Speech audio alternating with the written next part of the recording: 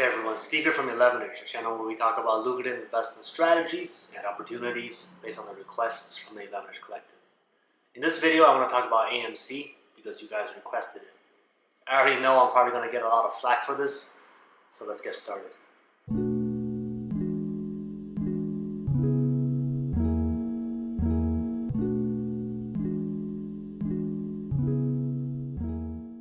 So AMC is essentially a physical location-based string of theaters, right? Tons of theaters all around the world. In the past few years, they've done a ton of remodeling of the theaters to make the experience more enjoyable, update all of that existing technology and seating comfort and the food you get and the concessions. All of them have been upgraded in the past few years. I frankly love AMC. Before COVID, I used to go all the time. However, after COVID, obviously we're all locked up together, learning to appreciate digital streaming more and more, right? So it is what it is, but I get how people can appreciate a business like AMC and is anxious seeing that the stock has tanked, thinking that when the market reopens, the stock can rebound. Kind of like the travel industry, right? You kind of expect the travel industry to rebound. There's a lot of pent up people stuck, and then they want to spend the money somewhere outside, doing things outside. Now, with the AMC stock though, especially at the current stock price and their current business performance, I think there's several ways for this company to come out ahead.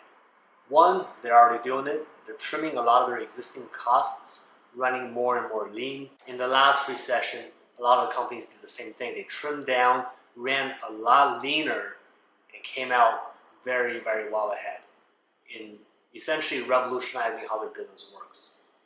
And also, as you trim down, right, because trimming down doesn't necessarily help you make more money, what AMC is doing is novel approaches in creating new revenue stream. For example, renting out an entire theater for private events. I frankly have never heard of them doing that before. Now suddenly I'm getting invited for it. They can do these private showings, and they can probably think about additional approaches on the same line to maximize the revenue without compromising the safety concerns that everyone has. Now, I think the biggest way for this company to come out ahead though is still being acquired by a bigger player. So a company like Disney, for example, can buy out AMC, use their locations to essentially extend their digital presence with on-site ones, so that they can do more interesting premieres, more private events, all of these cool things all around the world, right? Because that's the benefit of having physical locations all over the place. They have all of this infrastructure already set up to do exactly what Disney is as a business. Plus, AMC already has set up this subscription model, like most modern companies. Disney can extend into that space from their subscription model with this, tie it together all into a nice little bowl. I think that would be like really, really excellent. The challenge, of course, is that they need to survive the pandemic. For example, the last quarter, they lost about a third of $1 billion in 3 months. This, I believe, is because they have a lot of fixed costs, right?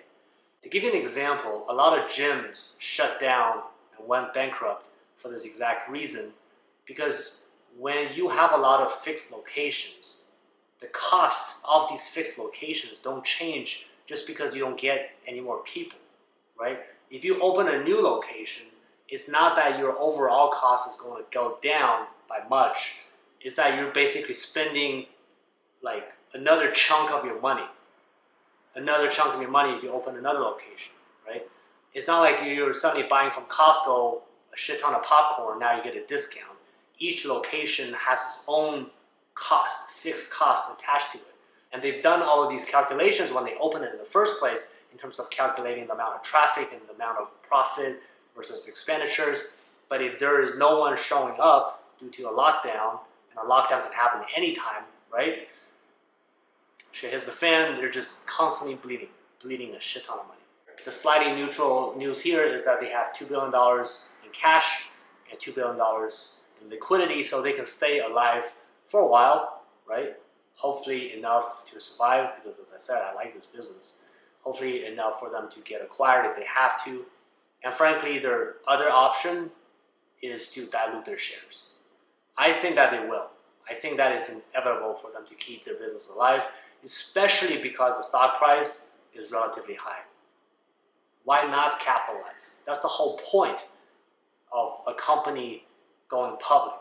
It's not for you to make money. It's for them to essentially fundraise. You supporting their company by investing in their stock and helping them fundraise raises the stock value eventually, and everybody wins in the end. Now, I completely understand the stock principle on Reddit, helping some companies create millionaires. And I have no beef with that. That's free economy. That's how shit happens. That's how shit happens, right? From cryptocurrency to this effect to how rich people get money, everybody is doing it through loopholes. The only thing I want to point out to you, though, is as investors, right? Because you're on my channel, I'm going to treat you like an investor. You have to watch out and think about what your long-term goal is. If you're looking at this as essentially a gambling exercise, there's no shame in that. Just do it as such. Treat your bankroll as such, but do not mistake it as an investment. If you look at it as an investment, then please do your math. What I mean by that is, let's say you put $10,000 into this stock. How much money are you expecting to make out of it? Forget becoming even a millionaire. Let's say that you turn your $10,000 into $100,000.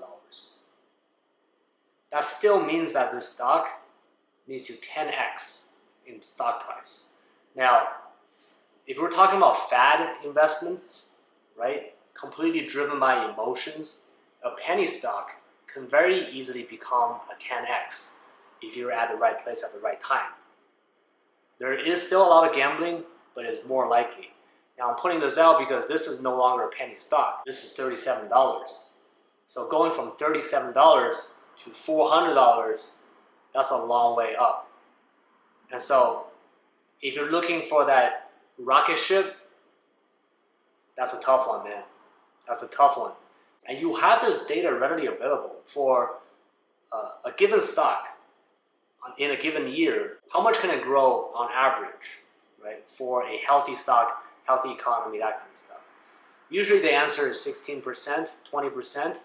Over like a 10, 20-year period is probably 10, 11%, somewhere around there. You're essentially looking at the performance of the S&P 500 at that point. But now you're looking at a 10x growth. And you're looking to get that growth within, 3 to 6 months? You see where I'm coming from, right? Again, I'm not saying it's impossible. If you truly believe in a company's value, even if the stock price is overvalued, let's say, in the long term, if you are right, the stock will make you money, 100%. But if you're investing in the stock because everyone else is saying that this is a get-rich opportunity, then I highly, highly recommend that you do not do it. I hope that makes sense. If you appreciate my honesty, please hit that like button. Please hit me up if you have any questions or concerns. Leave me a note if you want me to start a dialogue with you. Please be considerate in the words that you're using. I have no problem with you disagreeing with me. I have a problem if you're an asshole. Thanks for watching. I look forward to working with you next time.